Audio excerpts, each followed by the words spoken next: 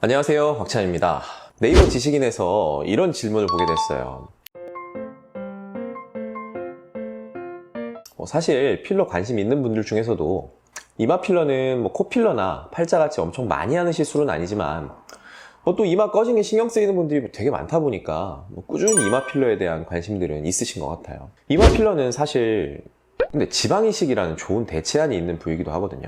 근데 많은 분들이 지방 이식이라는 걸 아예 모르시는 분들도 있고 어떤 게 나은 건지 잘 모르시는 분들도 있는 것 같습니다. 그래서 오늘 영상을 한번 만들어 보기로 했습니다. 본격적으로 내용에 들어가기 앞서서 이마 필러나 지방 이식이나 주입 부위는 눈썹 위쪽 그리고 헤어라인 근처에 작은 구멍을 내고 주입을 하게 되는데요. 주입 방식이나 놓는 깊이 같은 거는 둘 다 동일합니다. 맞는 방식이 똑같기 때문에 맞고 나서 통증이라든지 마취 정도, 시술의 스트레스 이런 것들은 다 똑같다고 보시면 돼요. 다만 지방 이식은 따로 지방을 채취하는 과정이 있기 때문에 조금 더 그 부분에서 침습적인 시술이다 이렇게 보시면 되겠습니다. 자, 첫 번째, 이마 필러는 근육 움직임이 많은 부위입니다. 자, 우선 필러가 뭔지 한번 생각해 보시기 바랍니다. 지금 시중에 유통되는 95% 필러는 히알루론산이라는 필러예요. 이 히알루론산은 원래 진피층을 구성하는 성분 중에 하나이기 때문에 원래 피부에 있는 거예요. 다시 말해서 몸에서 녹아서 흡수가 됩니다. 근데 주사를 해서 이게 다 흡수가 쫙 돼버리면 볼륨을 유지하는 목적으로서 부적합하겠죠. 그래서 이 필러라는 것은 이 히알루론산이 잘 안 녹게끔 가공을 해서 만들어지는 거예요. 히알루론산이 긴 끈처럼 생긴 물질인데 이러한 실을 여러 번 꼬이게 해서 뭉쳐서 만드는 거죠. 긴 실을 여러 번 손에서 비비고 뭉치면 둥근 공처럼 만들어지겠죠. 이런 것을 풀어지게 하려면 어떻게 해야 될까요? 쉽게 말해서 자주 만지면 풀어져요. 피부 속이라면 근육이 많이 움직이는 부위에서는 이게 풀어질 확률이 높은 거예요. 이마는 근데 대표적으로 얼굴에서 큰 근육이 피부 바로 밑에 위치한 조직입니다. 그리고 이마 근육은 수시로 자주 움직이죠. 우리가 위를 치켜뜨고 이렇게 볼 때 필연적으로 이마 근육이 움직이게 됩니다. 턱끝 필러나 팔자, 코 필러에 비해서 훨씬 움직임이 많은 거예요. 자연히 필러가 오래 못 가는 겁니다. 물론 이마 근육을 많이 안 움직이는 사람도 있어요. 이런 분들은 필러 맞았을 때 훨씬 오래 가겠죠. 두 번째로 이마 필러는 비교적 무른 필러를 놔야 되는 부위입니다. 필러가 무거운 필러랑 가벼운 필러랑 두 가지가 있다는 거는 아시는 분들은 많이 아실 거예요. 같은 회사 필러라도 제품이 다 다르게 나오거든요. 예를 들어서 국산 체형 같은 경우에는 1번, 2번, 3번, 4번까지 다양하게 나옵니다. 이게 필러의 점성에 차이를 둬서 나오는 거예요. 무거운 필러는 아까 실을 꽈서 만든다고 표현을 했는데 이걸 더 많이 꼬우고 많이 뭉치는 겁니다. 이렇게 하면 필러가 좀 더 풀어질 확률이 낮고 오래 가지만 겉으로 티가 많이 나는 경우가 많죠. 훨씬 더 단단하게 뭉쳐있기 때문에 자연스럽게 퍼지지를 않는 거예요. 반면에 조금 덜 뭉치게 되면 필러를 만들 때 조금 덜 뭉쳐서 말랑말랑한 필러 같은 경우에는 조직에 들어갔을 때 부드럽게 퍼지기 때문에 좀 더 자연스러운 느낌을 줄 수 있겠지만 필러 유지 기간이 훨씬 짧고 금방 흡수가 돼버리고 맙니다. 근데 이마 같은 경우는 어떻습니까? 뼈 위에 바로 근육이 있고 그 위에 피부가 있는 돌출형 기관이에요. 여기에 무거운 필러를 쓸 수가 없어요.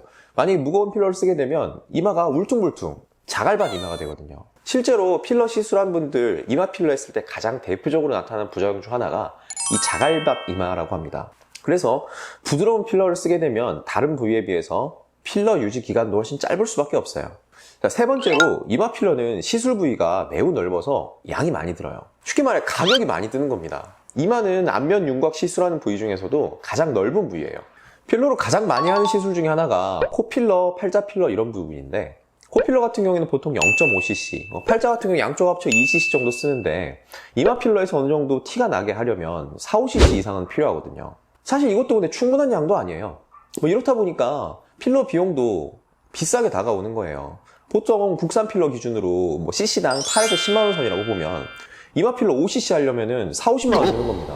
반면에 이걸 지방 이식을 한다고 생각을 하면 이마에만 보통 20cc 넣고 보통 냉동시켰다가 2차 시술하기도 하는데 그것까지 생각하면 거의 지방 이식을 할 경우에는 40cc 가까이를 이마에 넣을 수 있어요. 지방 생착률이 50% 미만이라고 한다고 하지만 그런 거 생각해도 이마에만 10cc 이상 볼륨이 들어갈 수가 있는 겁니다.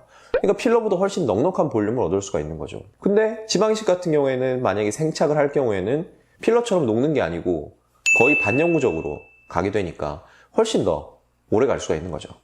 요약하면 통상 이마 필러 2번 할 돈이면 지방 이식을 할 수가 있어요. 근데 지방 이식은 생착만 되면 안 녹고 쭉 가는 거고, 이마 필러가 다른 부위에 비해서 훨씬 잘 녹고 오래 가지 않는 부위이다 보니까 이마에 볼륨을 넣고 싶다면 필러보다는 지방 이식이 좀 더 경쟁력이 있을 수 있다는 얘기입니다.